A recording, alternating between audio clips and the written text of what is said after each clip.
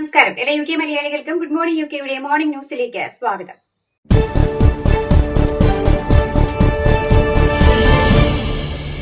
ചന്ദ്രനിലേക്കുള്ള ചരിത്രയാത്ര Artemis 2 വിജയകരമായി വിക്ഷേപിച്ചു. നാസയുടെ Artemis 2 ദൌത്യം വിജയകരമായി വിക്ഷേപിച്ചതായി അധികൃതർ അറിയിച്ചു. 50 വർഷങ്ങൾക്ക് ശേഷം മനുഷ്യരെ ഉൾപ്പെടുത്തി ചന്ദ്രനെ ചുറ്റി സഞ്ചരിക്കുന്ന ആദ്യ ദൌത്യമായാണ് അത് ശ്രദ്ധേയമാകുന്നത്. വിക്ഷേപണത്തിന് ശേഷം ബഹിരാകാശ പേടകം നിലവിൽ ഭൂമിയുടെ ഭ്രമണപഥത്തിൽ സഞ്ചരിക്കുകയാണ്. അടുത്ത 24 മണിക്കൂറിനുള്ളിൽ വിവിധ സാങ്കേതിക പരിശോധനകൾ നടത്തും.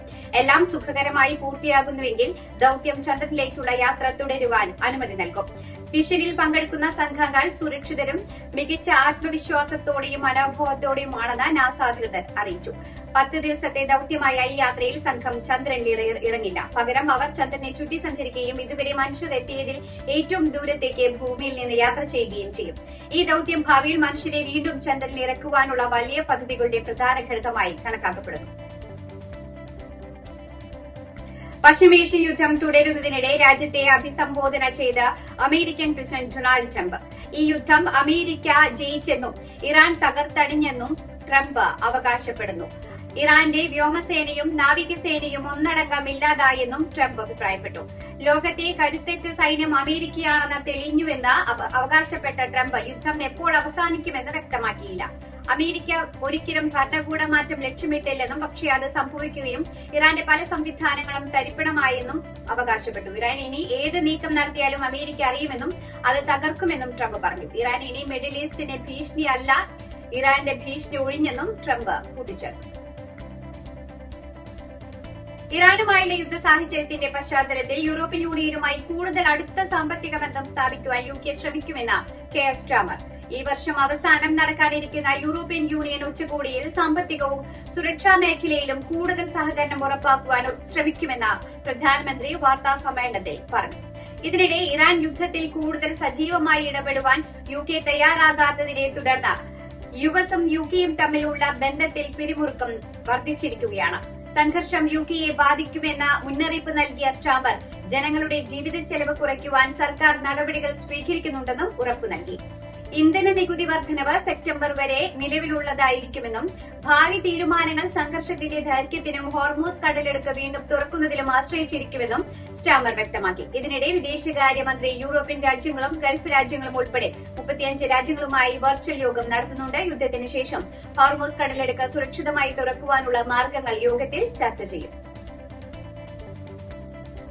ബ്രിട്ടീഷ് മെഡിക്കൽ അസോസിയേഷൻ സമരം പിൻവലിക്കുവാൻ തയ്യാറാകാത്തതിനെ തുടർന്ന് 1000 പുതിയ ഡോക്ടർ ട്രെയിനിംഗ് പോസ്റ്റുകൾ സൃഷ്ടിക്കുമെന്ന വാഗ്ദാനം സർക്കാർ പിൻവലിച്ചു. റെസിഡന്റ് ഡോക്ടർമാരുമായി നീണ്ടുനിൽക്കുന്ന തർക്കം പരിഹരിക്കുവാൻ ഈ വർഷം ആദ്യം സർക്കാർ മുന്നോട്ട് വെച്ച പാക്കേജിന്റെ ഭാഗമായിരുന്നു ഈ അധിക പോസ്റ്റുകൾ. എന്നാൽ അടുത്ത ആഴ്ച ആരംഭിക്കുന്ന 6 ദിവസത്തെ സമരം റദ്ദാക്കുവാൻ യൂണിയൻ സമ്മതിച്ചില്ല. പ്രധാനമന്ത്രി ചൊവ്വാഴ്ച 48 മണിക്കൂർ സമയപരിധി നൽകിയിരുന്നു. സമരം പിൻവലിച്ചാൽ മാത്രമേ ഈ പോസ്റ്റുകൾ നിലനിർത്തൂ എന്നായിരുന്നു മുന്നറിയിപ്പ്. ശമ്പളവും ജോലിഭാരവും സംബന്ധിച്ച ചർച്ചകൾ പരാജയപ്പെട്ടതിനെ തുടർന്നാണ് BMA സമരം പ്രഖ്യാപിച്ചത്. നാഷണൽ ഹെൽത്ത് സർവീസിലുള്ള ഡോക്ടർമാരിൽ ഏകദേശം പകുതിയും റെസിഡന്റ് ഡോക്ടർമാരാണ്. ഇവരിൽ 3-ൽ 2 പേരും BMA അംഗങ്ങളാണ്. ബ്രിസ്റ്റോൾ നഗരത്തിൽ നടന്ന വെടിവയ്പിൽ പ്രതിക്കായി വ്യാപക തെരച്ചിൽ ആരംഭിച്ച പോലീസ്. വെടിവയ്പിൽ ഒരാൾക്ക് ഗുരുതര പരിക്കേറ്റിരുന്നു. സ്പീഡ്വെൽ റോഡിൽ ഒരു കാറിന് ലക്ഷ്യമാക്കി വെടിയുതിർക്കുകയായിരുന്നുവെന്ന് അവോൺ ആൻഡ് സോമർസെറ്റ് പോലീസ് അറിയിച്ചു. 20 വയസ്സുള്ള ഒരാൾക്കാണ് പരിക്കേറ്റതെന്നും അയാളെ ആശുപത്രിയിൽ പ്രവേശിപ്പിച്ചതായും പോലീസ് അറിയിച്ചു. പ്രതി കറുപ്പും ചാരനിറവുമുള്ള ഇലക്ട്രിക് ബൈക്കിൽ സൌത്ത് ഭാഗത്തേക്ക് രക്ഷപ്പെട്ടതായും പോലീസ് പറഞ്ഞു. പ്രദേശത്തെ 4 സ്കൂളുകൾ മുൻകരുതൽ നടപടിയുടെ ഭാഗമായി അടച്ചിട്ടിരിക്കുകയാണ്. പ്രതിക്കായി വ്യാപക തിരച്ചിൽ പോലീസ് ആരംഭിച്ചിട്ടുണ്ട്. വെളുത്ത വർഗത്തിൽപ്പെട്ട 20 വയസ്സ് പ്രായമുള്ള മെലിഞ്ഞ ശരീര പ്രകൃതിയുള്ള 6 അടി ഉയരമുള്ള ആളാണ് പ്രതിയെന്നാണ് പോലീസ് പുറത്തുവിട്ടിരിക്കുന്ന വിവരം. പ്രതിയെ കണ്ടെത്തുവാൻ പ്രദേശത്ത് കൂടുതൽ പോലീസുകാരെ വിന്യസിച്ചിട്ടുണ്ടെന്നും അടുത്ത ദിവസങ്ങളിലും പ്രദേശത്ത് ശക്തമായ സുരക്ഷ തുടരുമെന്നും അധികൃതർ അറിയിച്ചു. South west London Clapham high സ്ട്രീറ്റിൽ ഓൺലൈൻ ട്രെൻഡുകളുടെ സ്വാധീനത്തിലുണ്ടായ അക്രമ സംഭവങ്ങളുമായി ബന്ധപ്പെട്ട 6 കൌമാരക്കാരികളെ അറസ്റ്റ് ചെയ്തതായി മെട്രോപൊളിറ്റൻ പോലീസ് അറിയിച്ചു. ചൊവ്വാഴ്ച നടന്ന സംഭവത്തിൽ യുവാക്കളുടെ വലിയ സംഘം കടകളിലും റെസ്റ്റോറന്റുകളിലും കയറുവാൻ ശ്രമിക്കുകയും ക്ലാഫാം കോമിൽ തീ കൊളുത്തുകയും പടക്കങ്ങൾ പൊട്ടിക്കുകയും ചെയ്തതായി റിപ്പോർട്ടുകളുണ്ട്. സംഭവത്തിനിടെ 4 പോലീസ് ഉദ്യോഗസ്ഥർ ഉൾപ്പെടെ 5 പേർക്ക് നേരെയും ആക്രമണമുണ്ടായിട്ടുണ്ട്. ഇതിനു മുമ്പ് ശനിയാഴ്ച നടന്ന സമാന സംഭവത്തിൽ മോഷണവും ആക്രമണവും സംബന്ധിച്ച് മറ്റൊരു 3 പെൺകുട്ടികളെയും പോലീസ് അറസ്റ്റ് ചെയ്തിരുന്നു.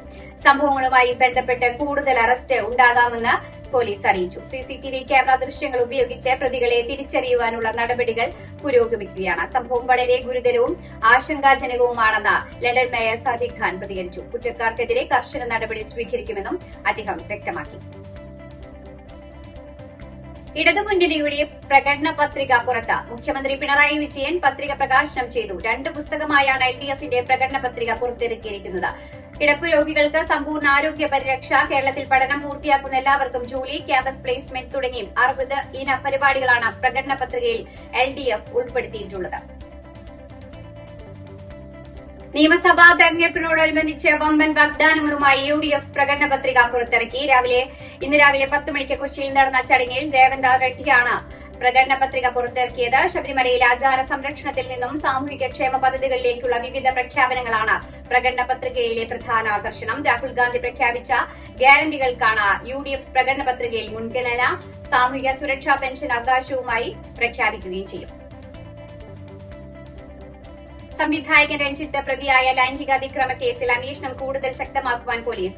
ലൈംഗികാതിക്രമം നടന്ന കാരവാൻ പോലീസ് കണ്ടെത്തി. കാരവാന്റെ ഉള്ളിൽ CCTV ഇല്ല. കാരവാന്റെ പുറത്തുള്ള CCTV ക്യാമറയിലെ ദൃശ്യങ്ങൾ ശേഖരിക്കുവാൻ പോലീസ് ശ്രമം തുടങ്ങിയിട്ടുണ്ട്. ശനിയാഴ്ച രഞ്ജിത്തിന്റെ ജാമ്യാപേക്ഷ കോടതിക്ക് മുന്നിൽ വരുമ്പോൾ പരമാവധി തെളിവുകൾ ശേഖരിക്കാനാണ് അന്വേഷണ സംഘത്തിന്റെ നീക്കം. പീഡനം നടന്ന സിനിമാ സെറ്റിൽ ഉണ്ടായിരുന്ന കൂടുതൽ ചലച്ചിത്ര പ്രവർത്തകരുടെ മൊഴിയെടുക്കും. സബ് ജയിലിൽ തുടരുന്ന രഞ്ജിത്തിന്റെ കസ്റ്റഡി അപേക്ഷയും ജാമ്യാപേക്ഷയും ശനിയാഴ്ച കോടതി പരിഗണിക്കും. മാസം തികയാതെ പ്രസവിച്ച കുഞ്ഞിന്റെ മൃതദേഹം തിരുവനന്തപുരം മെഡിക്കൽ കോളേജിലെ പാർക്കിംഗ് സ്ഥലത്ത് കണ്ടെത്തി. രാവിലെ മെഡിക്കൽ കോളേജിലെ സുരക്ഷാ ഉദ്യോഗസ്ഥരാണ് മൃതദേഹം കണ്ടെത്തിയത്. സൂപ്പർ സ്പെഷ്യാലിറ്റി ബ്ലോക്കിന് സമീപത്ത് നിന്ന് പ്ലാസ്റ്റിക് കവറിലായിരുന്നു മൃതദേഹം കണ്ടെത്തിയത്. ഉടൻ തന്നെ മോർച്ചറിയിലേക്ക് മൃതദേഹം മാറ്റിയിട്ടുണ്ട്. മെഡിക്കൽ കോളേജ് പോലീസ് സംഭവ സ്ഥലത്തെത്തി അന്വേഷണം ആരംഭിച്ചു. ഇതോടുകൂടി വാർത്താ ബുള്ളറ്റിൻ ഇവിടെ അവസാനിക്കുകയാണ്. എല്ലാ പ്രേക്ഷകർക്കും നല്ലൊരു ദിനം ആശംസിക്കുന്നു. കൂടുതൽ വാർത്തകളുമായി നാളെ കണ്ടുമുട്ടാം. എല്ലാവർക്കും നന്ദി, നമസ്കാരം.